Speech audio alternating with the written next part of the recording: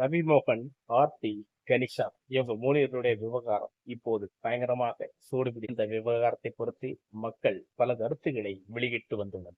YouTube channel மூலமாகவும் பல கருத்துக்களை வெளியிடுங்கள். இந்த கருத்துக்கள் எல்லாம் அப்பட்டமான பொய்களாக அதை திகைக்கப்படும் என்பதற்கான கெனிசாவின் வக்கீல் நோட்டீஸ் அனுப்பி இப்பேற்பட்ட சில விஷயங்களை நீங்கள் செய்தால் நான் தகுந்த நடவடிக்கை எடுப்பேன் என்று இப்பேற்பட்ட வலியுறுத்தலுக்கு பிறகு இப்பேற்பட்ட மக்கள் யூடியூப் சேனல் மூலமாக சில அவதூறங்களை பரப்பிக் கொண்டே வரும். கெனிசாவும் ரவி மோகன் இடையில் நடக்கும் சில விஷயங்கள் ஆர்த்தியும் ரவி மோகன் கைவசுள்ள அந்தஸ்து சில விஷயங்களாக போய்கொண்டிருக்கிறது. ஆர்த்தியும் ரவி மோகன் எந்த அளவுக்கு அவர் மிஸ் பண்றாங்கன்னு நமக்கு தெரியல. ஆனா இந்த விஷயம் இப்ப சமூக வலைதள பயங்கரமாக சூடு பிடித்துக்கிட்டே இருக்கு.